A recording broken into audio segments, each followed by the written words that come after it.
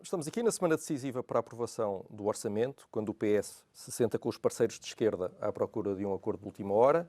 Estamos com Catarina Martins, neste sob escuta especial, para perceber até onde é que a líder do Bloco de Esquerda está disposta a ir. Catarina Martins, bem-vinda à Rádio Observador. Olá, bom dia, como estão? Tem hoje, alguns durante o dia, ao fim do dia, tem uma reunião com o Primeiro-Ministro. É a última oportunidade para chegar a um entendimento sobre o orçamento para 2021. Não há muito mais oportunidades, pois não é agora, ou é hoje, ou começa a ser muito complicado.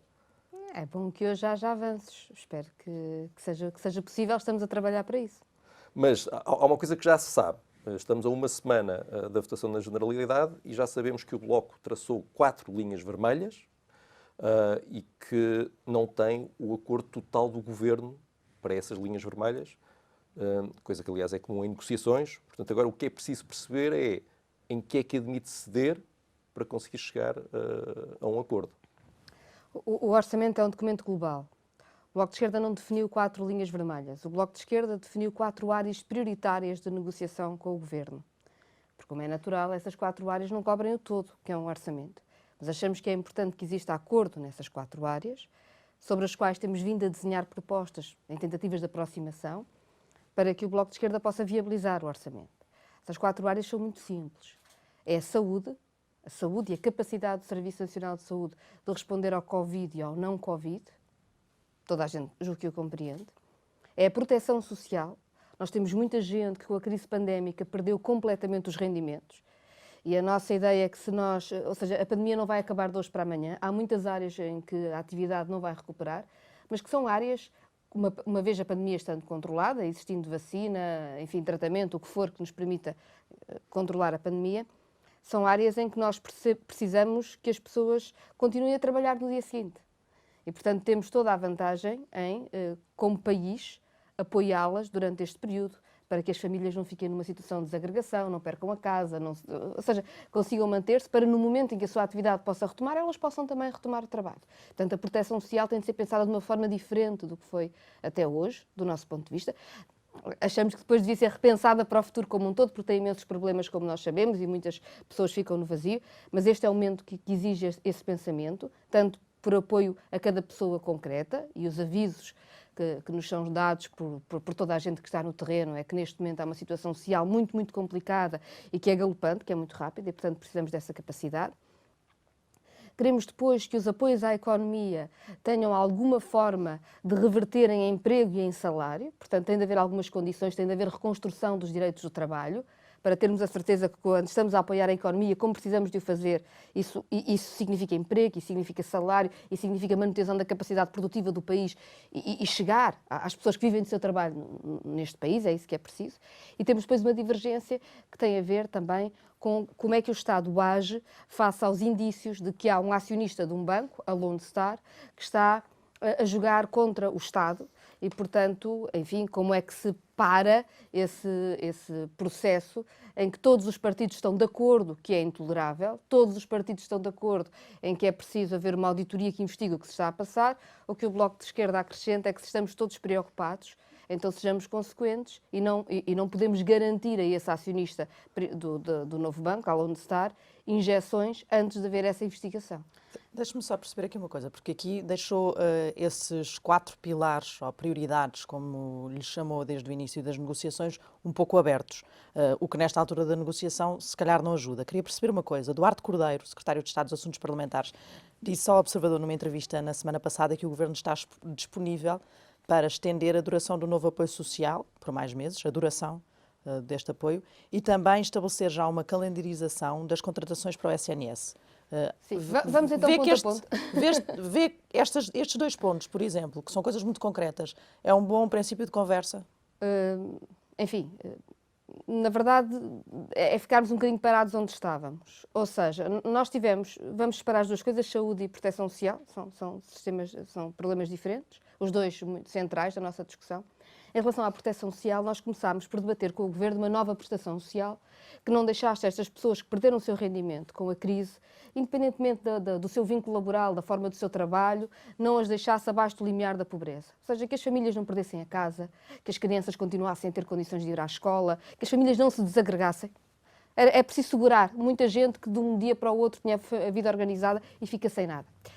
E o Governo, em vez de uma prestação social, o que fez foi, no Orçamento do Estado, que acabou por ficar, até de forma um pouco surpreendente para nós, face às conversas que tínhamos tido, foi uma espécie de apoios extraordinários, como existiram este ano para o ano que vem, mas revistos em baixa do ponto de vista do valor, e lá está, como apoio extraordinário com duração muito pequena, 6 meses e não um ano.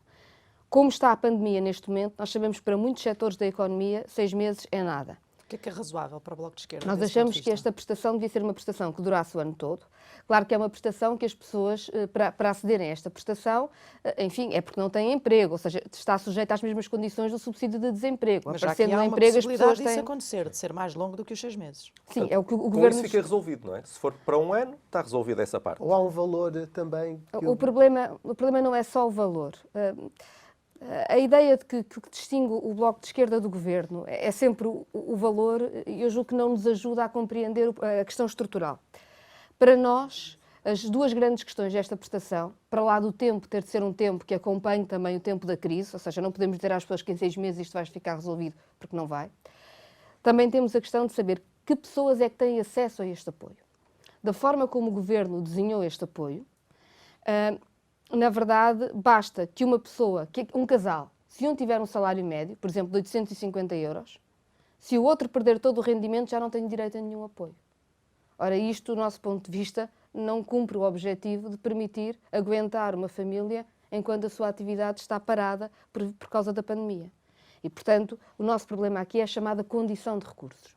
Quando os apoios extraordinários foram desenhados este ano, não tinham condição de recursos, ou seja, não contava o rendimento da família toda, contava a condição de cada trabalhador, certo?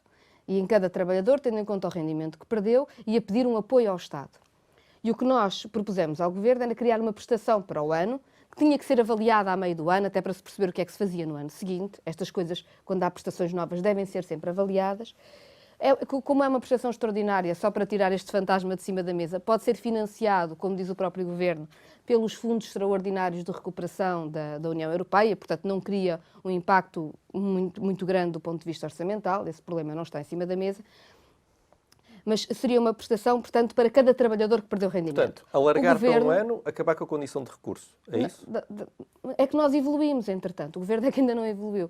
O Governo apresentou esta prestação não como uma condição de cada trabalhador, mas como uma condição do agregado familiar, com a mesma condição de recursos do subsídio social de desemprego, que é esta muito estrita que eu vos estava a explicar. O Bloco de Esquerda, que nunca tinha querido a prestação com este tipo de condição de recursos, evoluiu na sua posição e disse, muito bem, então vamos fazer uma condição de recursos familiar. Mas temos de fazer uma condição de recursos familiar que pense cada membro do agregado familiar não estar em situação de pobreza, senão não vai chegar a ninguém. Vamos ter o mesmo problema que outras prestações que já não chegam a quase ninguém. Para as pessoas terem noção, em Portugal, segundo o INE, havia 600 mil pessoas entre os desempregados e os inativos desencorajados, ou seja, pessoas que estão desempregadas e que já não têm sequer esperança de ir ao centro de emprego para ter emprego. Destas, só 200 mil é que tinham apoio, 400 mil pessoas sem apoio. O subsídio social de desemprego chegava a pouco mais de 10 mil pessoas, até há pouco tempo. Os números do INE não são os de ontem, não é? Mas os números disponíveis. O que quer dizer que este tipo de condição de recursos deixa quase toda a gente de fora. O que nós agora estamos a propor ao Governo é, nós aceitámos negociar então uma prestação com condição de recursos, que não era a posição inicial do Bloco, para nos aproximarmos, mas então vamos pensar uma condição de recursos que não deixa as famílias... É que para as além disso, também querem que a duração seja alargada. São essas as duas condições do Bloco de Esquerda E que a prestação tenha um valor que verdadeiramente segura as pessoas, para se compreender. Neste momento, é esse valor, por exemplo, para o Bloco de Esquerda? Nós defendemos que o valor...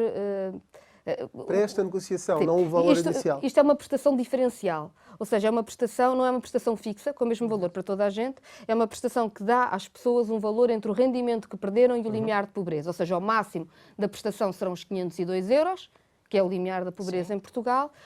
O mínimo é que nós queríamos definir. Porquê? Neste momento, por exemplo, um trabalhador a recibo verde, na área do turismo, da cultura, do desporto, há tantos, com a atividade parada há tanto tempo. Os que tiveram acesso aos apoios extraordinários tiveram acesso a um apoio que é, pelo menos, um IAS, 438 euros. Com a proposta do Governo, vão ficar com meio IAS, 219 euros. E eu pergunto a qualquer pessoa que perdeu todo o rendimento, tem uma casa para pagar, tem filhos para sustentar, se lhe dizer que o apoio que vai ter numa situação pandémica, em que a sua atividade foi paralisada por uma questão de saúde pública para toda a gente, se nós achamos que 219 euros vai resolver o problema. Uma acumulação de apoios, é isso? Não, queremos que os limites do apoio sejam maiores, que o limite mínimo seja mais alto. O que nós dizemos... Mas não tem um valor para esse limite mais alto? Um IAS, o que está agora. Pelo menos que as pessoas tenham pelo menos o que está agora. O mínimo dos mínimos é garantir que quem agora tem um apoio extraordinário e que continua sem ter atividade, porque a sua atividade foi paralisada por causa das questões de saúde pública. Não é? Nós parámos atividades. Que pelo menos para o ano não cortem para metade o apoio que está a ter hoje. Percebem a violência? Então, três condições, não é? Nós não podemos dizer que há um orçamento do Estado que tem mais proteção social e depois, quando vamos ver como é que essa proteção social se aplica, na verdade, pessoas que hoje estão a ter um apoio extraordinário porque a sua atividade foi paralisada, vão ver esse apoio reduzido a metade ou vão ficar sem nada. Bom, deixe-me só avançar então, vamos para a parte do SNS. E isto para não falar de subsídio de desemprego ou subsídio social de desemprego, nós achamos que os períodos deviam ser estendidos, porque, como sabem, o subsídio de desemprego é uma prestação contributiva, não tem condição de recursos. As pessoas recebem pelo que descontaram. E para muitas pessoas que perderam o emprego e cuja são trabalhadores por conta de outra, enfim, têm uma situação laboral regularizada e, portanto, têm acesso ao subsídio de desemprego. O subsídio de desemprego vai acabar para muitas destas pessoas em janeiro de 2021. E nós devíamos voltar aos períodos que o subsídio de desemprego chegou a ter antes da Troika para aguentarmos estas pessoas mais tempo dentro do subsídio de desemprego, que é, aliás, a única prestação que permite às pessoas continuar a constituir carreira contributiva, direito à reforma e que não tem condição de recursos. É essencial para manter a condição de trabalhador destas pessoas, que o subsídio de desemprego continue. Não tem sentido nenhum no momento pandémico que as pessoas em janeiro fiquem sem acesso ao subsídio de desemprego. O período devia ser prolongado. São este tipo de discussões que nós temos tido com o Governo. Ou seja... E que não têm tido avanço até agora. E que vão voltar a levar nessa mesma linha de argumentação hoje. Como eu digo, tendo o Bloco de Esquerda evoluído na sua posição. Por exemplo, nós aceitamos agora discutir condição de recursos para o apoio extraordinário. Queremos é que a condição de recursos não exclua toda a gente da prestação. E nas contratações... Queria só dar um exemplo só de Deixe-me só avançar para o SNS, porque mas também julgo que é uma questão importante e que o Bloco tem feito alguma... enfim, tem defendido e tem feito dela uma prioridade nesta altura. Mas, Rita, se me permitisse, deixe-me só explicar uma coisa que já aconteceu para as pessoas perceberem o problema.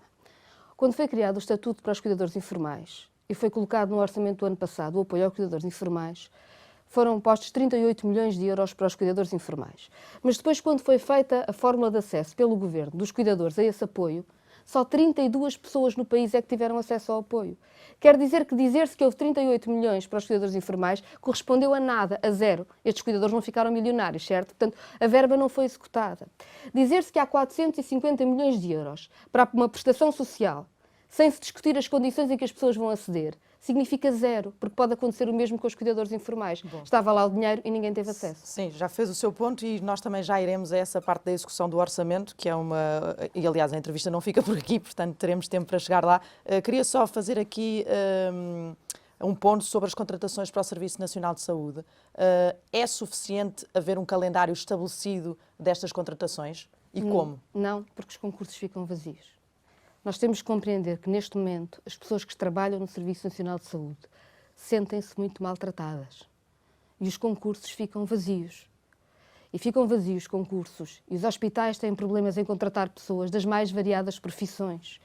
Porque as pessoas... Como é que isso se resolve, então? As pessoas estão a trabalhar horas a mais, com muito poucas condições, com equipas reduzidas e sem o investimento necessário.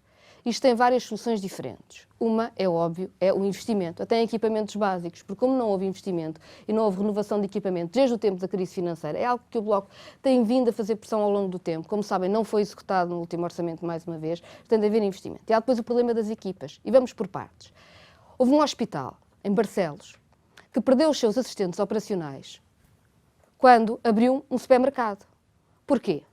Porque ganhar praticamente o salário mínimo num hospital com a pressão que está a ter o hospital agora, ou ir para um supermercado, preferiram ir para o supermercado. E para nós termos pessoas na saúde que estão lá todos os dias, precisamos de reconhecer que há uma carreira específica nos hospitais, que são os técnicos auxiliares de saúde, que nunca foi criado e que são considerados assistentes operacionais a ganharem menos do que ganham no supermercado. E nenhum médico, nenhum enfermeiro, nenhum técnico superior faz o seu trabalho numa unidade de saúde se não tiver estes chamados assistentes operacionais e que são fundamentais para a sua vida. Os problemas E dos não querem hospitais ir públicos para não são resolver esses problemas de base dos hospitais públicos, que de facto levantam grandes problemas de contratação, como vimos, por exemplo, no Garcia de Horta, por isso simplesmente não conseguia contratar médicos. Vamos aos médicos também. Não, o que eu digo é, isso não se vai resolver nem num mês, nem em 2, não é? E para já é preciso chegar a um acordo em relação a isto. Não se vai resolver todos os problemas dos hospitais públicos que impedem, que fazem com que os concursos fiquem vazios. Isso não se vai resolver com um passo de magia. Mas Isso demora muito que se podem tempo. fazer. Não demora muito tempo. É preciso coragem política. Nós estamos num momento muito complicado. E os momentos complicados dizem coragem. Não só é preciso ter a coragem de reconhecer que tem de haver uma carreira nos hospitais, que são a base do funcionamento, que são os auxiliares de saúde. Em vez de os tratar como assistentes operacionais, não lhes dar a formação necessária e depois pagar-lhes o salário mínimo ou pouco mais, porque isto tem implicação em toda a equipa, em toda a organização, nas condições que todos têm. Como é preciso dizer que continuar a tentar contratar enfermeiros a contratos de 4 meses, com a carga de trabalho, de responsabilidade, de risco que eles têm todos os dias, é impossível. Eles têm que abrir concursos para vincular enfermeiros. E, mais uma vez, os médicos também não funcionam em equipas onde faltam os auxiliares e os enfermeiros. E, finalmente, para os médicos. O Governo faz um recuo neste Orçamento do Estado em relação aos médicos que nos parece muito preocupante.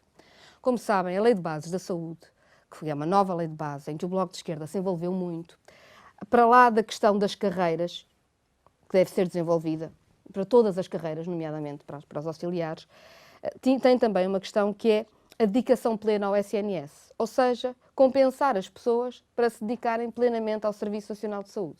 No Orçamento do Estado para 2020 havia um passo muito pequeno, muito simbólico, mas que começava a dedicação plena. Neste Orçamento do Estado, a dedicação plena nem sequer aparece. E se nós queremos que os médicos estejam no Serviço Nacional de Saúde, temos sim de ter a dedicação plena e de lhes pagar essa dedicação plena, aos médicos como a outros profissionais. E o Governo ter recuado nesse passo que era fundamental para que houvesse incentivos para os médicos estarem no SNS é um erro. Como é um erro, por exemplo, nós não conhecermos ainda uma auditoria às decisões da Ordem dos Médicos sobre a formação de especialistas. Eu tenho muita dificuldade. Ontem estava no Hospital do Algarve.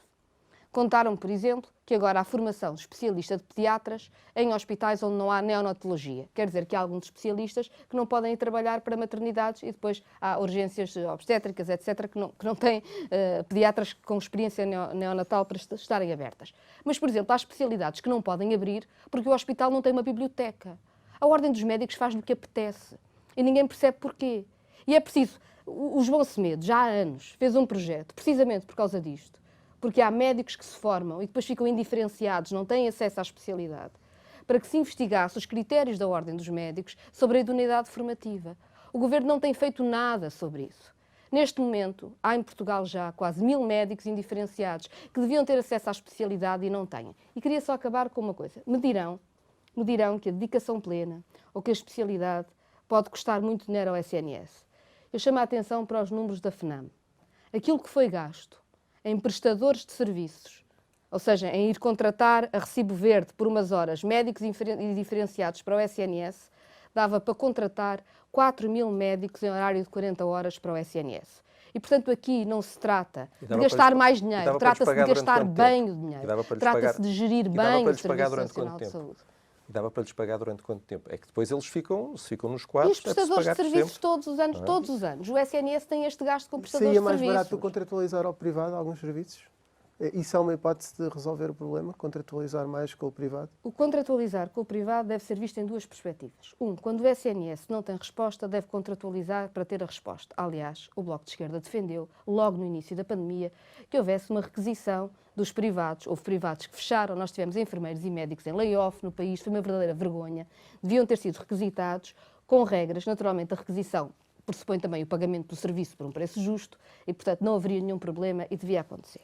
Uma coisa diferente é o que tem sido feito e é, julgo eu, o discurso que a Ordem dos Médicos e outras ordens têm tido, que é o discurso de considerar normal que o Estado, em vez de ter um plano de investimento e robustecimento do Serviço Nacional de Saúde, vá aumentando sempre as contratualizações com o privado, diminuindo a capacidade tecnológica e a capacidade instalada de funcionamento normal no Serviço Nacional de Saúde em nome de um privado que fica cada vez mais forte com dinheiros públicos. Qual é o problema? É que o privado depois faz o que lhe apetece.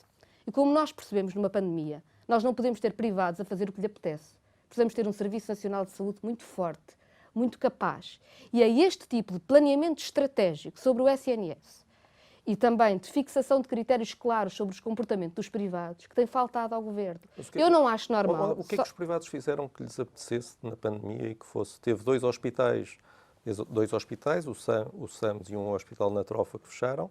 Todos os outros hospitais privados se mobilizaram Não, e se está enganado, Miguel. puseram à disposição do Governo.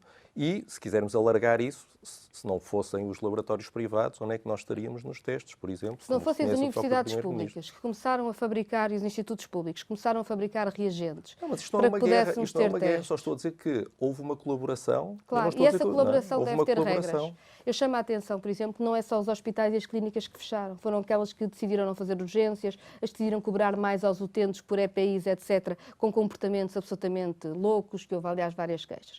O que não tem sentido nenhum é não haver uma estratégia para o SNS ter mais capacidade, achando que se resolve contratualizando aos privados.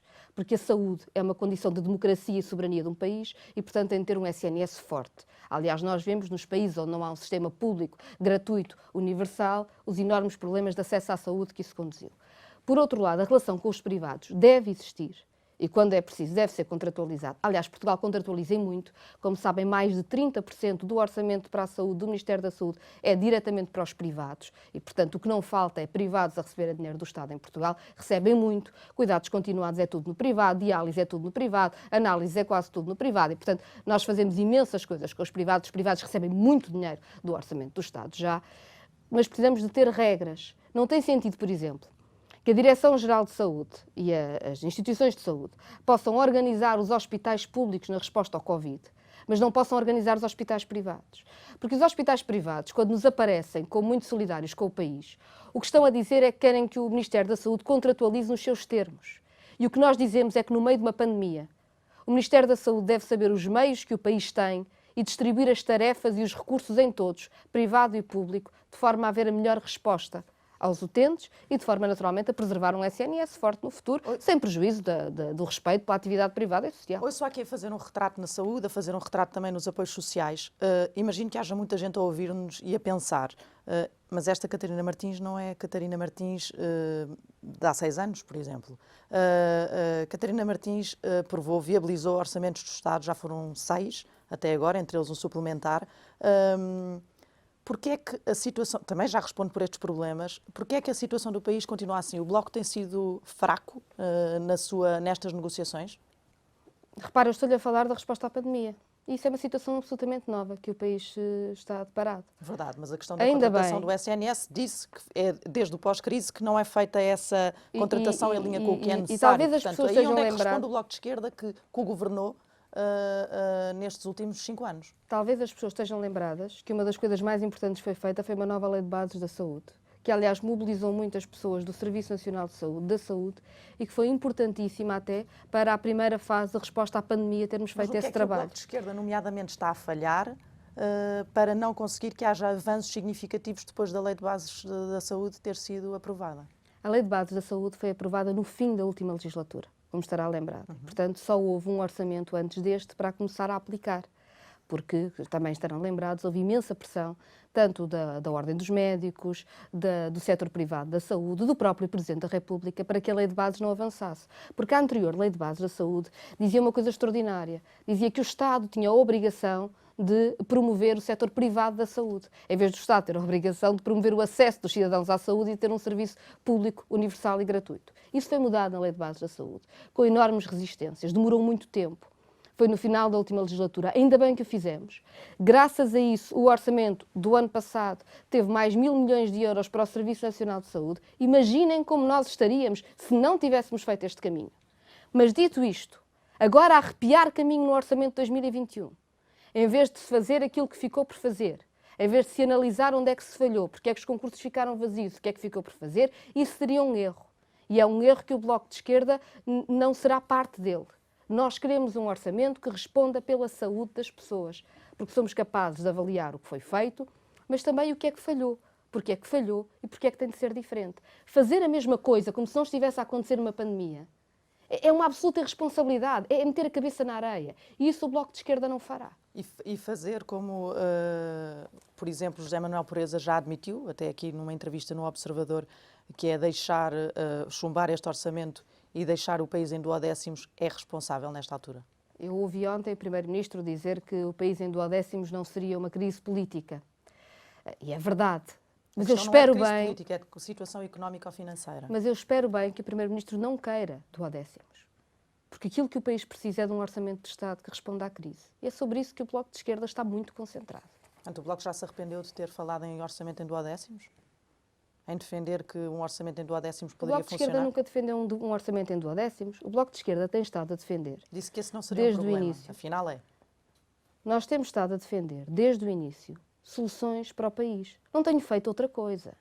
Não tenho feito outra coisa senão chegar a estas 4 prioridades que nós avançamos e criar propostas. E quando o Governo recusa uma proposta, o Bloco de Esquerda tem até encontrado contrapropostas para se avançar. Não temos feito outra coisa do que centrar a primeira todo pessoa o nosso a esforço. usar a palavra duodécimos foi um dirigente do Bloco. Era só esse o ponto. Foi a primeira pessoa a falar em orçamento em duodécimos. Não foi mais ninguém. Pode-se falar de muita coisa sobre orçamento, até porque eu julgo que o Primeiro-Ministro ontem afastou esse cenário e bem. Ou seja, durante muito tempo a chantagem... não teve razão em dizer A aquilo. chantagem era feita, não foi isso que eu disse, durante muito tempo o Governo, em vez de, e às vezes há declarações em que isso ainda perspassa e julgo que é um erro, em vez de negociarmos o concreto dos problemas que temos para resolver pela frente, vem a chantagem da crise política. E era preciso desmontá-la, e foi desmontada e o próprio Primeiro-Ministro reconheceu isso ontem. Dito isto, nós precisamos mesmo de nos concentrar nas soluções concretas para o país. Eu, por exemplo, estranho muito... Repara, aqui não era a questão da crise política, aqui era a questão, por exemplo, de haver medidas que estão inscritas nesta proposta do Orçamento do Estado, que com o orçamento em duodécimos, portanto com o orçamento do ano anterior a vigorar, não iriam para a frente, nomeadamente o novo apoio social, que o Bloco de Esquerda diz que é curto, mas não iria para a frente de maneira nenhuma. As leis laborais a mesma coisa. Para os seus eleitores, isto não é melhor que nada? Ou em que situação... O Bloco de Esquerda está centrado em trabalhar para um orçamento do Estado. Nunca me ouviram a dizer outra coisa, não me ouvirão. Nós estamos muito concentrados em ter um orçamento do Estado que responda pelo país e que responda aos problemas. Agora, precisa de responder efetivamente aos problemas. O que eu acho inaceitável é o Primeiro-Ministro dizer uma coisa como: se PCP e Bloco se juntarem à direita, mas agora cada vez que o Partido Socialista não negocia, acha que a esquerda se junta à direita. É este tipo de raciocínio. O que é isto? Isto é inaceitável em democracia. O que é preciso é vermos em cada um dos pontos o que é preciso fazer para haver proteção social, para haver acesso à saúde, para existir contas certas e rigorosas, para travarmos a vaga de despedimentos, para protegermos as pessoas e a economia e falarmos das propostas concretas. Porque senão, enfim, falharemos enquanto democracia num momento tão complicado, tão difícil como este para o Tecnicamente, país. literalmente, tem razão. A única forma do Não orçamento tem, não tem passar é o absolutamente Bloco nenhuma juntar-se razão. Sabe uma à coisa? direita. Juntou-se toda a gente a dizer que a ideia da EPA obrigatória era uma ideia absolutamente absurda e até o próprio Governo reconheceu e já a retirou. Portanto, isso é um argumento zero. Isso não é sério na democracia. O que é sério num momento tão difícil que nós vivemos é dizer às pessoas: sim, é verdade, o SNS está numa situação muito difícil e o que nós vamos fazer para resolver o problema não é mais um anúncio de contratações igual aos 200 que fizemos este ano e que redundaram em 0, mas é ter medidas concretas que vão resolver o problema dos concursos ficarem vazios. O que é sério não é dizer às pessoas: há uma prestação de não sei quantos milhões, mas não sabemos quem é que vai ter acesso a ela. Não, é dizer: se está nestas condições, vai ter este apoio. Estamos cá para nos apoiar uns aos outros. Mas é melhor este Isso é orçamento que é do que um orçamento em duodécimos? Esta proposta é melhor do que um orçamento em duodécimos? A proposta tal como está é uma má proposta, não é uma questão de insuficiência. Eu ouço muitas vezes dizer que o problema... Mas a questão é, se tem que escolher esta proposta, o Governo hoje está inflexível, o Bloco tem que decidir. Ficamos com esta proposta, que apesar de tudo tem algumas das coisas que o Bloco quer. Mas quais é que ou tem? vamos, Diga-me, ou quais chumbamos. é que tem? Tem um novo apoio social. Não tem um novo apoio não é social. nos termos em É que o igual Bloco ao quer, apoio extraordinário, mas em baixa. Não é. Então é preferível duodécimos. Esta proposta não serve. Não, e se é for preferível preciso sermos chumbar, sérios. chumbamos. É isso? preferível sermos sérios. E não há- continuarmos outra coisa- a trabalhar Outro avanço para que tem termos um orçamento do Estado que responda ao país. Essa é a única escolha responsável. Mas como têm estado da a trabalhar democracia. até agora, estamos nas vésperas e não chegaram lá, nós estamos a tentar perceber, no limite, o Bloco tem que escolher entre o que existe agora em cima da mesa, que foi entregue no Parlamento, e duodécimos. Eu já o disse. Pode ter que tomar essa opção, de eu- certeza que já pensou nisso, não é? O Bloco de Esquerda vai reunir a sua mesa nacional no dia 25 para tomar uma decisão sobre a votação na Generalidade. E eu já tive a oportunidade de o dizer, até depois do enorme debate que temos feito, naturalmente, que, do meu ponto de vista, o orçamento do Estado, como está, não tem condições para ser viabilizado pelo Bloco de Esquerda. Ou seja, se não houver um acordo para um caminho na Duodécimos, especialidade... então. Não, Duodécimos. porquê? Porquê? Que é isso? Não, então Que estava a é dizer isso? Que responsabilidade? Está a dizer, não, Mas foi o Bloco Não de Esquerda sou- que falou em duodécimos, como se está-me isso a não dizer, fosse um problema. está-me a dizer que se for assim, este não serve. Se este não serve e se o Governo não Se não cede... existir- se não existir um orçamento, Não é? o Governo pode apresentar outro. Mas que responsabilidade é esta? Que deitar a toalha ao chão? Estamos a viver uma das maiores crises que o nosso país já viveu. Portanto, é bom sermos sérios. Se não houver um orçamento que garanta o acesso à saúde da população portuguesa e que não garanta a proteção social de quem perdeu tudo com a crise, não serve ao país. Mas o que é preciso fazer é outro. Ninguém é que está aqui. Eu não estarei, tempo seguramente, para isso. para deitar a toalha ao Há tempo para chão outro e orçamento. dizer que tanto faz. Que é isso? Que é isso? Há tempo para negociar outro orçamento e começar o processo todo de novo, se for necessário. Eu neste momento estou a negociar este. E é nisso que eu estou concentrada. É que o país tenha soluções a sério. Há uma forma terrível de fazer política nos momentos difíceis. E é começarmos todos a arranjar desculpas para falhar. O Bloco de Esquerda não arranjará desculpas Foi para isso que fez falhar. o Primeiro-Ministro, é isso que está a querer dizer? Espero que não seja isso. Espero que queira mesmo o orçamento do Estado. É o que o Bloco de Esquerda O que quer. nós referimos no ponto era o novo apoio social, mesmo o facto de não estar a haver uma transferência direta para o novo banco, e era aí que eu queria ir agora, relativamente ao ponto do novo banco, para avançarmos um pouco. Os empréstimos do Estado ao Fundo de Resolução já tiveram previstos em vários outros orçamentos no passado. Em 2018 foram 656 milhões, em 2019 850, em 2020 850 novamente. Ao aprovar esses orçamentos, o Bloco foi permitindo, de alguma forma, estas transferências. Ao aprovar ou viabilizar, no caso do último. Porquê é que só agora é que isto é decisivo? Porquê é que A encheu discussão o este copo? ano não é a mesma. Ou seja, o Bloco de Esquerda sempre teve uma posição diferente para o novo banco, como devem estar lembrados. A entrega do novo banco à Lone Star não foi votada no Parlamento, mas foram votadas as propostas alternativas do Bloco de Esquerda, como do Partido Comunista Português também, que foram chumbadas por PS com a direita.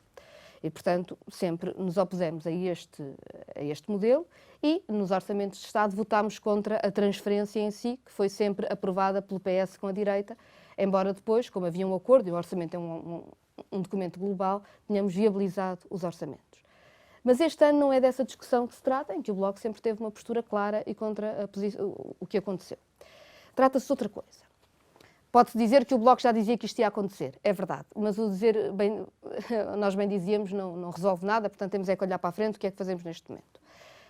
O que aconteceu é que neste momento há indícios muito fortes de que a Lone Star está a vender ativos a preço de saldo e não se sabe muito bem a quem, aliás. Negócios que são pelo menos estranhos, feitos com muita proximidade Deixa-me só entre quem interrompê-la aí. vende e quem compra. Deixa-me só interrompê-la aí, porque tem insistido de que, de facto, há acusações que pode haver gestão danosa no Lone Star, e é aí que está a ir outra vez. Mas a verdade é que o Ministério Público já se pronunciou sobre isso e considerou não existir prova bastante para suportar a acusação de que foram vendidos ativos, como disse Rui Rio, ao desbarato. O Bloco de Esquerda não confia no Ministério Público? O Ministério Público diz que não sabe o que é que se passa e tem razão, tem que saber. Diz que não há prova bastante, portanto... Pois não há investigação, ninguém sabe o que se passa. Veja bem, todos os partidos do Parlamento neste momento estão de acordo, não é só o Bloco de Esquerda, que é preciso investigar. De tal forma que a auditoria da Deloitte, que é uma auditoria mais formal, sobre passos formais do que para a investigação de como é que foram registadas as imparidades, é uma auditoria que já todos os partidos perceberam que não servem. Até o Partido Socialista já diz que quer uma auditoria que investiga o que se passa. O que não é normal é estarem todos os partidos de acordo, que é preciso investigar, e ao mesmo tempo o Orçamento do Estado Mas o estar a Ministério garantir Público novos entendeu que não. pagamentos. Entendeu que não havia indícios para investigar, atenção. Houve um longo parecer do Ministério Público, do Vice-Procurador-Geral da República, que entendeu que não havia indícios para investigar. Com o que tem. Mas nós sabemos que não é assim e todos os partidos no Parlamento estão de acordo. O problema é que o Bloco é consequente com o que diz. Sabe, foram apresentar nova documentação ao Ministério Público, provas, têm acesso a alguma prova que tenha escapado ao Vice-Procurador-Geral da República? Com todo o respeito, eu respeito imenso o Ministério Público. Mas se nós entregarmos isto aos tempos do Ministério Público e o Parlamento, entretanto, não fizer nada para saber o que se está a passar, ou o Governo, nós vamos ter pago tudo a Lone Star. A Lone Star já vende o novo banco. Até pode destruir o novo banco, ir embora, e passaram 10 anos e nós ainda não sabemos o que é que se passou. Mas neste caso o E, Ministério portanto, o Público até Bloco de foi Esquerda rápido. quer proteger o interesse público. Mas neste caso o Ministério Público até foi rápido. Houve declarações de Rui Rio, o Primeiro-Ministro pediu um parecer e houve um parecer rapidíssimo da Procuradoria, um dos vice-procuradores, dizendo que Não é não estranho? havia Como é que nós ficamos com tanto terceiro em tão pouco tempo e com tão pouca investigação? Acha que o Ministério Público fez um acho que o parecer? Ministério Público O que é que fez acha um estranho? parecer. O que é que acha que há aqui? Acha que o Acho Ministério que- Público está, de alguma forma, Acho não que está fazem- a olhar para isto de forma independente? Não, acho que foi-lhe pedido uma apreciação com os dados que existiam. Não foi preciso, e portanto com os dados que existiam o Ministério Público fez o seu trabalho. Agora, todos os partidos, e não foi um trabalho de investigação, foi um parecer. O Ministério Público não investigou absolutamente nada. Porque entendeu que não havia motivos. Para sermos claros. Não, é porque às vezes até parece que houve uma investigação e alguém concluiu que estava tudo bem. Mas não havia matéria para investigação, foi o que o Ministério Público decidiu. O Do Bloco de ponto de Esquerda não vista- confia no Ministério Público, é isso? Vamos ser sérios sobre o que tem acontecido com o sistema financeiro em Portugal. Eu confio no Ministério Público, mas ao Ministério Público foi perguntado se face aos mecanismos formais que existem havia algum problema para investigar, e face a esses mecanismos não há, porque o sistema financeiro está feito, digamos assim, como um clube de amigos, porque as 4 grandes empresas que podem fazer auditorias à banca são as mesmas que fazem os negócios com a banca. E, portanto, do ponto de vista formal, bate sempre tudo certo. Tanto é assim que nós vamos de escândalo financeiro em escândalo financeiro, com os contribuintes sempre a pagar, e anos depois ainda ninguém foi condenado por nada. O que o Bloco de Esquerda propõe é uma coisa tão simples, tão razoável. Nós mantemos, claro, a nossa proposta de sempre sobre o sistema financeiro, mas neste momento não estamos a propor que o Governo concorde em tudo com o Bloco sobre o sistema financeiro. O que nós estamos a propor é uma coisa muito simples. Se todos os partidos estão de acordo que é preciso investigar e que a Lone Star está muito provavelmente a assaltar o Estado português, então o que nós fazemos é não garantir mais nenhuma injeção sem resultados dessa investigação. Isto é tão simples, Quer uma auditoria do Tribunal de tão Contas, não é? sensato. Antes, e o que é que o Governo nos está a pedir no Orçamento do Estado?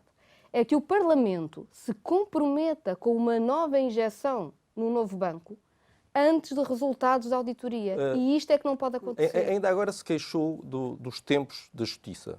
Sabe quanto tempo é que demoram as auditorias do Tribunal de Contas? Sabe que vamos ficar anos à espera dessa auditoria do Tribunal de Contas? Não é verdade que as auditorias do Tribunal de Contas demorem anos. Como sabe, uma coisa são as auditorias do Tribunal de Contas, outras são processos judiciais que correm em tribunais. Não vale a pena misturarmos tudo como se fosse tudo a mesma nunca coisa. antes do orçamento, do porque processo não é. do orçamento está concluído. E depois? Parece-me claro. Mas não é fundamental para Não. decidir? Não é fundamental. Quando foi preciso, encontraram-se mecanismos pós. Não tem sentido nenhum. É o Parlamento comprometer-se antes com uma solução, antes de investigar. Se depois for preciso... O Bloco de disse que Esquerda... continua a haver um comprometimento, mas não há nenhuma transferência para o novo banco neste Orçamento do Estado, tal como o Bloco tinha exigido, mas Existe. Mas então, já lá vou. Só para dizer o seguinte, o Bloco de Esquerda também apresentou uma alternativa para o dia seguinte a esta auditoria. Mas nós não estamos a pedir ao Governo que se comprometa com a nossa solução já no orçamento. Estamos a pedir ao Governo é que, pelo menos, não comprometa mais injeções sem investigar. E tem confiança neste novo Tribunal de Contas. O novo Presidente do Tribunal de Contas apareceram referências, várias referências a ele no processo das PPPs, que, aliás, é um processo que tem sido muito criticado pelo Bloco de Esquerda ao longo dos anos. Tem confiança, já percebemos que nos pareceres do Ministério Público não tanto. No novo Tribunal de Contas tem confiança nas auditorias Far-me ao que vem favor onde de não audita. colocar na minha boca palavras que eu não disse. O que eu digo é que o Ministério Público não fez uma investigação, o que fez foi um parecer com os dados que tinha. E sobre o Tribunal de Contas? Sobre o Tribunal de Contas, também é sabido que o Bloco de Esquerda considerou um pouco intempestiva e não explicada a substituição do Presidente, ainda que não tenhamos... Não há nada contra ele e não há nada contra ele no processo das PPPs. Não é? Julgamos que seria sempre bom que este processo não tivesse sido envolvido em polémica, pela própria centralidade que o Tribunal de Contas tem, e, na verdade, registamos que no momento em que vão entrar muitos fundos europeus em Portugal, ou podem vir a entrar, quantos são, depois podemos discutir, porque se calhar também as coisas não têm sido ditas da melhor forma, mas registamos que nesse momento o PS fez um acordo com o PSD tanto para escolher as CCDRs, que vão decidir a distribuição de uma parte destes fundos, como para alterar a lei da contratação pública, que é fundamental na forma como estes fundos vão ser aplicados, como também na substituição do Presidente do Tribunal de Contas, que tem um papel de fiscalização importante. Portanto, o que nós registamos é que este processo foi um processo pouco democrático, de acordo do Bloco Central e muito pouco explicado, num momento muito sensível, porque é o momento em que estas questões vão mostrar milhares... Mas, quer dizer, está sanado, ou seja, mantém a confiança no novo Tribunal de Contas, quer dizer, está sanado apesar de tudo isso, não é?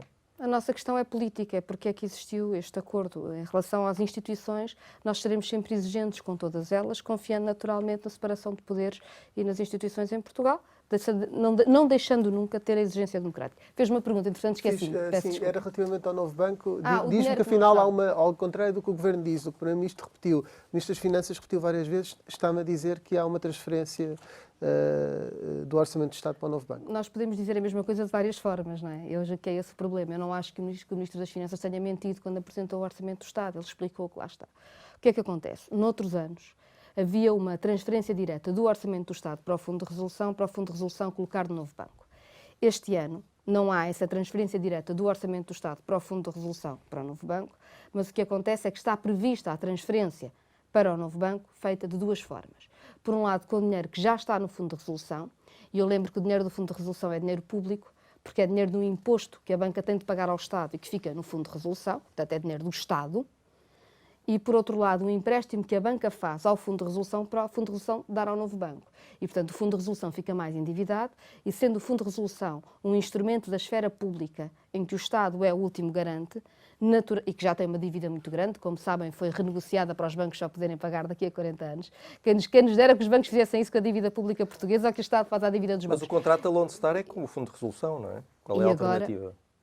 A alternativa é investigar o que se está a passar com via a denúncia do contrato, é o que nós temos vindo a propor. Mas e até lá? O que é que se faz até lá? Até lá eu acho que o Estado português deve comportar-se como qualquer outro acionista se comportaria. O Estado português tem 25% do novo banco, a Lone Star tem 75%, e eu julgo que quando um acionista tem indícios fortes de que está a ser prejudicado, não continua a fazer pagamentos antes de investigar. Portanto, quer rasgar o contrato ou desrespeitar o contrato? Não, é a solução. Eu peço imensa desculpa. Porque é que quando o Estado português quer contas certas, está a desrespeitar contratos. Imagino que nós os dois fazemos um contrato de qualquer coisa. E imagino que esse contrato, nós temos os dois uma empresa que diz que vai ter que me pagar X e vê que eu estou a lesar a empresa todos os dias a obrigá-la a pagar mais. Mas tem que me pagar sempre ou começar a investigar para acabar com isso. Porque é que o Estado português tem de perder sempre? Mas é o que nós queremos, é uma entidade... Está-me a dar razão, ainda bem. Tem que cumprir o contrato, certo? Não, tem que investigar. De boa fé? Tem de investigar, tem de boa fé, tem de investigar. Foi um enorme erro o Estado português não ter administrador de novo banco. Aliás, todo o negócio foi um enorme erro, mas esse, desde logo, o Estado português não ter capacidade de estar presente na administração, foi um enorme erro. Mas está-me a dar razão. O que nós temos uma visão para o que deve ser a solução para o banco para o dia seguinte, que é muito diferente da do Governo. O que nós queremos no Orçamento do Estado não é necessariamente chegar a acordo com o Partido Socialista sobre essa solução para o novo banco. Toda a gente sabe, aliás, que a Lone Star não vai ficar e que o novo banco vai precisar de uma solução, portanto andamos todos mais ou menos a fazer de conta que não vemos o problema e o Bloco recusa-se a fazer de conta que não vê um problema. Mas o que nós estamos a tentar... é a nacionalização, continua a ser. O que nós estamos a... Tinha sido mais barata se tivesse sido quando nós propusemos, estão a ver? Ou continua com a ideia de nós tememos que não haja... a banca privada a entrar? Enfim, pode entrar a banca privada ou pode ficar do Estado, o novo banco vai precisar de uma solução.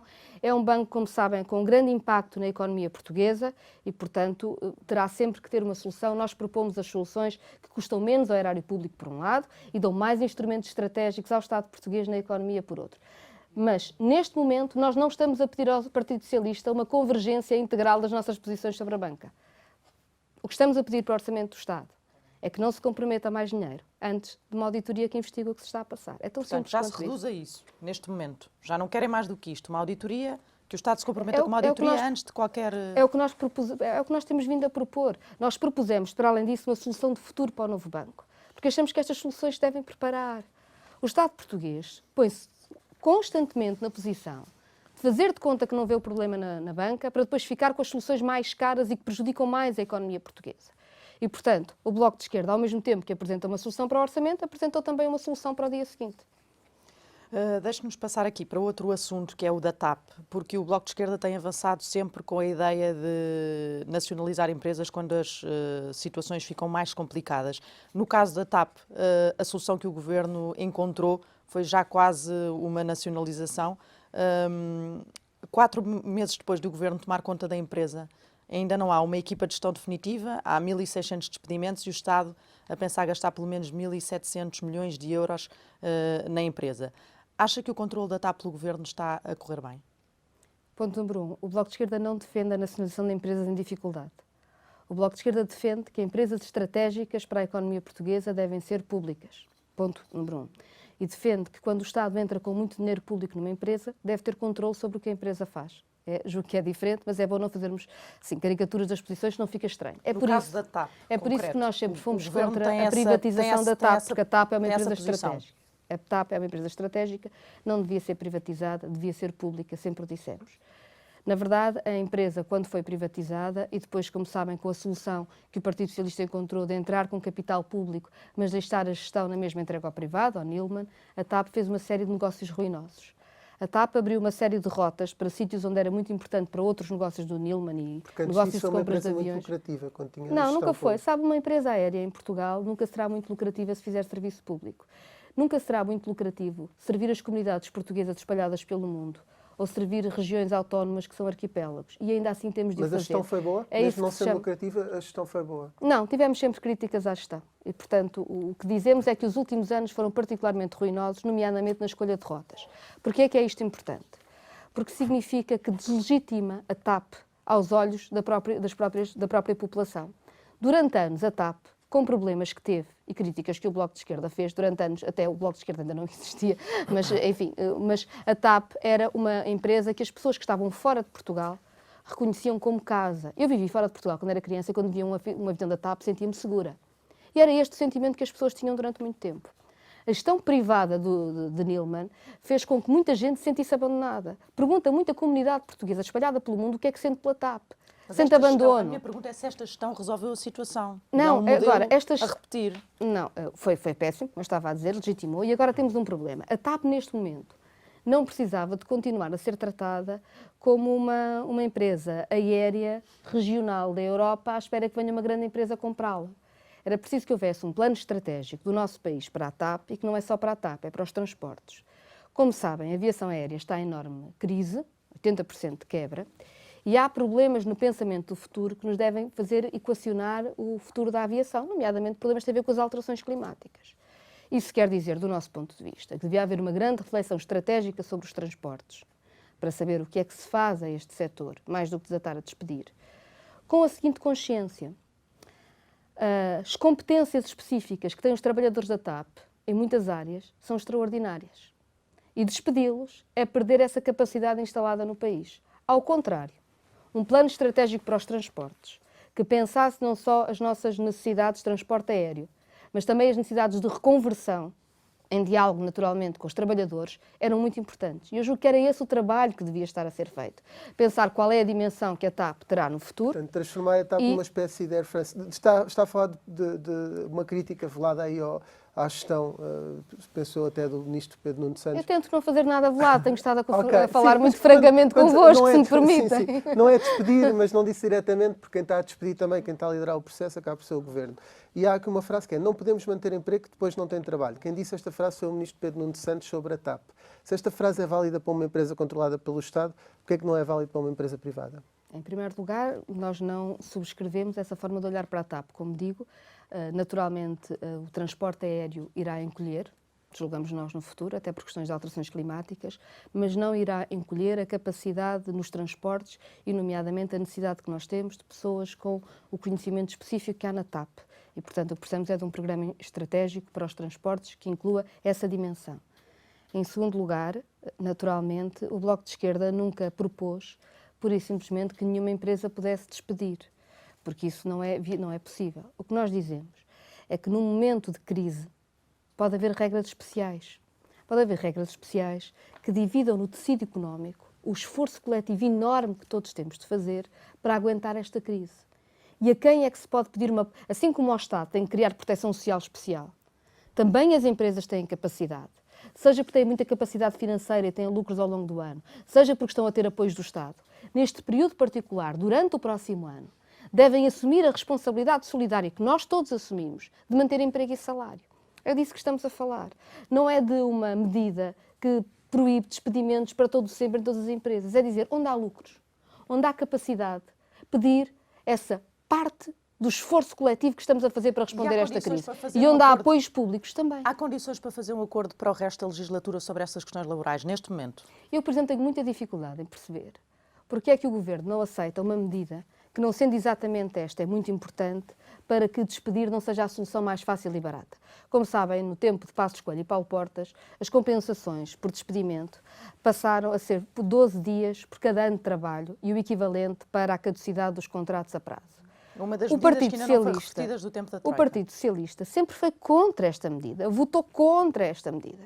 Porque é que agora, no momento em que nós precisamos que o despedimento não seja, digamos assim, o mais fácil para as empresas, porque é que o Partido Socialista não é coerente com o que sempre defendeu e faz com que o despedimento passe a ter mais compensação, que é para as empresas terem de pensar 2 vezes quando despedem e para os trabalhadores despedidos não ficarem tão sem nada nesse momento. Há aí um ponto. O Bloco não entende porque é que o Governo não entende. Ontem ouvimos o Primeiro-Ministro a dizer que também não entende porque é que o Bloco não aprova isto. Nós vemos durante dias e dias e dias o Bloco a ser permanentemente maltratado pelo Governo ou pelo PS, desvalorizam a importância do Bloco. Temos uma conferência de imprensa em que a acusam de mentira, houve 8 vezes uma referência à palavra mentira. Hoje vai encontrar-se com o Primeiro-Ministro. A vossa relação já está completamente deteriorada com tudo isto a que nós assistimos todos os dias, publicamente? A nossa relação foi sempre pautada pela parte do Bloco de Esquerda, pela necessidade de encontrar soluções para o país. E eu bem sei que há momentos em que há declarações mais destemperadas, que eu acho que quem as profere até depois já se arrepende delas, e a atuação do Governo mostra isso, não é? E há outros momentos em que há mais cabeça fria. Eu acho que é bom existir mais cabeça fria e ponderação nestes momentos, mas, na verdade, as tensões existiram sempre. O que é preciso é saber o que é que importa. E para mim, o que importa... bastava um aperto de mão, é porque com o Bloco não é de confiança? Não há essa relação de confiança mútua? Repara, o Bloco de Esquerda nunca mudou um sentido de voto depois de ter feito um acordo com o Governo sobre uma matéria tão fundamental como a matéria orçamental. E eu acho isso importante. Então, não fará disto desta vez também? Não mudará o sentido de voto entre a generalidade e a votação final? Nós vamos ter hoje reunião com o Governo, o Bloco terá a sua reunião de direção. Mas eu acho que é muito importante... Peço só que responda diretamente. Mas eu acho entre uma votação e outra, o Bloco não vai mudar de posição, eu acho que é isso? Não, a especialidade de um orçamento é sempre um momento para melhorar um orçamento. Mas acabou de fazer essa crítica ao PCP, portanto queria perceber se o Bloco na vai ser verdade, diferente. nós nunca fomos para uma especialidade sem termos um acordo suficiente com o Governo em matérias essenciais da especialidade para garantirmos que não havia propriamente surpresas entre um momento e outro. Ainda que pudesse haver divergências, ainda que pudesse haver tensões. Eu acho que essa é a forma mais correta, porque é aquela que permite previsibilidade para todos e é aquela que permite que o país, do ponto de vista institucional e do diálogo com a sua população, esteja mais defendido. Há pouco não respondeu diretamente também a uma pergunta que eu gostava muito de ouvir, se há acordo, ou há condições ou não para haver um acordo de legislatura em matérias laborais. O Partido Socialista recusou esse acordo, infelizmente. Nós propusemos-lo em 2019, logo Estou após a falar agora, a legislatura. já foi posto um documento em cima da mesa. É diferente? O Partido Socialista continua a recusar-se a alterar a legislação laboral e, portanto, desse ponto de vista, não foi nada posto em cima da mesa. Mas foi posto um documento que o Bloco não aceita, é isso? O Partido Socialista não pôs em cima da mesa nenhum documento com a alteração da lei laboral. Veja bem, uma moratória sobre a caducidade da contratação coletiva é algo que já foi feito noutros momentos de crise. Não teve nenhum efeito na degradação dos salários médios e das condições e direitos dos trabalhadores em Portugal, que, aliás, continuaram a degradar-se ao longo dos anos. Não é uma alteração da lei. O Partido Socialista não abre a porta a tornar o princípio de tratamento mais favorável como uma regra, como já foi no passado, ainda que pudesse ter algumas exceções, como, enfim, se achasse necessário. O Partido Socialista não abriu a porta a nenhuma alteração laboral. Há acordos que temos feito e que nós valorizamos, e valorizamos no caminho que foi feito, nomeadamente o reforço de poder de fiscalização da Autoridade para as Condições de Trabalho, que é central e que é muito importante. Portanto, não há condições para haver um acordo de legislatura, só para percebermos aqui muito concretamente. O Partido Socialista... Isso vai ser falado no o resto desta semana, provavelmente, depois desta reunião. Não há condições para haver esse acordo. O Bloco de Esquerda propôs esse acordo, o Partido Socialista recusou esse acordo em 2019. E depois, na altura do orçamento suplementar, propusemos que a resposta, em vez de ser uma resposta de emergência, e nós aceitámos essa resposta de emergência porque o país precisava dela, tivesse logo algumas medidas estruturais também. E pela segunda vez o Partido Socialista recusou. Portanto, isto tem sido um bocadinho a história das recusas Mas do já Partido nestas Socialista. reuniões o Primeiro-Ministro propôs um acordo escrito, e o Bloco também falou nisso, um acordo escrito paralelo até ao acordo do Orçamento do Estado para o resto da legislatura, com questões laborais e não só. Uma espécie de um acordo plurianual. Isso está em cima da mesa ou não? Julgo que há aí um equívoco. Ok. O que acontece, como sabem, é que o orçamento do Estado não tem necessariamente as matérias laborais. Mas também é verdade que as matérias laborais são essenciais para perceber como é que o orçamento do Estado é aplicado na prática. E, portanto, o que pode acontecer é, havendo um orçamento do Estado que não tem as matérias laborais, ter que existir outra legislação ao lado que tem as matérias laborais a que acordámos e que vão enquadrar a forma como o orçamento do Estado é até executado. Não é para mais anos, não é plurianual? Não. É para a execução, é para cumprirem as alterações à lei laboral. É um compromisso Sim, mas político na verdade nesse não sentido. existe porque o Partido Socialista, como digo, não aceitou até agora nenhuma alteração à lei laboral, o que aliás contrasta com o que está a ser feito em outros países e contrasta até com as declarações do Primeiro-Ministro, que disse, e muito bem, eu subscreveria todas as palavras da Organização Internacional do Trabalho no início da pandemia, como a precariedade e as condições de trabalho são essenciais e como é essencial proteger os trabalhadores e reconstruir os seus direitos, porque essa precariedade causou tanta crise social no meio da pandemia. Então, temos 5 minutos, portanto, agora muito rapidamente só algumas perguntas extra-orçamento, para isto não ser só orçamento. Tem a app Stay Away Covid instalada já no seu telemóvel ou não? Não. E não planeia ter? Eu tenho um enorme respeito por quem desenvolveu a app, mas quem desenvolveu a app explicou desde o início as suas limitações. A app só funciona em smartphones com determinada capacidade, com um sistema operativo muito recente e com bastante memória. Precisa depois que seja gerado um código pelos médicos que estão a acompanhar, tem de ser introduzido. E como sabem, nós não temos equipas de saúde pública neste momento para seguir os rastreamentos. E, portanto, ainda que a ideia seja bondosa, voluntariosa, interessante, não tem capacidade de aplicação, como aliás o próprio Governo acaba por reconhecer. Por uma questão de princípio. Enfim, tenho respeito pelo que está a ser feito e pelo esforço que está a ser feito, mas estamos muito longe de ter uma solução. E diga uma coisa, até porque houve esta... Peço só desculpa, eu temo até que o debate sobre a app seja uma boa forma de nós não estarmos a fazer o outro debate, que é quando nós estamos com 2.000 novos infectados por dia e não temos equipas de saúde pública para fazer o rastreamento. E digo-lhe uma coisa, sem equipas de saúde pública para fazer o rastreamento, também não há médicos para gerar os códigos para se pôr na app. E, portanto, é tudo um bocadinho inútil, não é? Portanto, temos que nos centrar no essencial. Faltam-nos equipas. É uma cortina de fumo do Governo para desviar as atenções. Não sei se é cortina de fumo. Chama a atenção. Sim. É que sem pessoas no terreno, sem médicos, sem técnicos de saúde pública, sem médicos no terreno para acompanhar a quantidade de infectados, a app vê-se incapaz. E a culpa não é de quem fez a app, que fez o seu trabalho. Só que a app não funciona sem o resto. Desde que acabaram as reuniões do Infarmed, sente-se informada sobre o que se passa no terreno e sobre a evolução da situação da epidemia em Portugal? O Bloco de Esquerda propôs que fosse possível o Parlamento continuar a ter acesso aos relatórios das entidades que estavam nas reuniões e eles têm sido enviados. E julgo que eu devo dizer que estou muito grata às pessoas destas instituições que têm tido a generosidade, e ainda que não haja sessões formais, de partilharem dados e de fazer reuniões sempre que nós solicitamos. E está suficientemente informada, então? Sente-se suficientemente informada? Eu acho que ninguém se sente suficientemente informado por duas razões. Por um lado, porque esta pandemia é naturalmente algo de novo e em todo o mundo sentimos que quem nos dera saber como isto tudo vai ser para planear melhor. Por outro lado, o professor Constantino Saclarides chamou a atenção para isto, eu julgo que é muito importante. Falta em Portugal uma comissão de acompanhamento técnico e científico, não que venha dar cada uma aos seus dados ao poder político, ou que seja ouvida no momento, mas que vá fazendo trabalho multidisciplinar ao longo do tempo de acompanhamento da pandemia, para irmos cruzando mais dados, saber o que se está a passar, o que está a passar em cada local. Que já conhecemos. Essa proposta não é do Bloco, essa proposta é do professor Constantino Saclarides, que é diretor-geral de saúde. Que o Bloco apadrinhou. E que teve a generosidade de reunir connosco, juntamente com outros especialistas da área, e que de facto faz todo o sentido, e eu chamo a atenção que boa parte de outros países têm neste momento estas comissões e Portugal não tem. Se estas comissões resolvem todo o problema da novidade e da gravidade da crise que estamos a viver, claro que não resolve. Mas que ajuda, eu julgo que ajudaria muito. Não temos mais tempo, só mesmo em 30 segundos. Há eleições no domingo nos Açores. O Bloco admite fazer parte de um governo de coligação com o PS ou, em alternativa, fazer uma espécie de uma geringonça com todos os partidos que afasta o PS do poder nos Açores? Essa segunda alternativa é absurda. alguém está a ver o Bloco de Esquerda a fazer uma aliança com a direita, para seja o que for. Isso não Então existe. admite juntar-se, ajudar o PS, se for caso disso? O Partido Socialista, essa é uma matéria em que respeitamos muito o Bloco dos Açores, o António Lima e a sua equipa têm feito um grande trabalho. Na verdade, o Partido Socialista nos Açores não tem tido qualquer vontade de diálogo à esquerda, como sabem, as poucas medidas que foram aprovadas com a esquerda nunca foram efetivadas, os apoios às empresas são dados e podem ser todos os trabalhadores precários, quer dizer, não há mínimos, existe uma enorme chantagem, tanto sobre os trabalhadores, no apoio social, mesmo nas empresas para ter licenciamento, muita chantagem política, muita dificuldade das pessoas afirmarem livremente aquilo que pensam na construção da democracia. Os Açores têm há mais de 2 décadas uma maioria absoluta do Partido Socialista e são a região do país com mais pobreza e com mais abandono escolar precoce. E por isso as diferenças que nós temos com o Partido Socialista são muitas.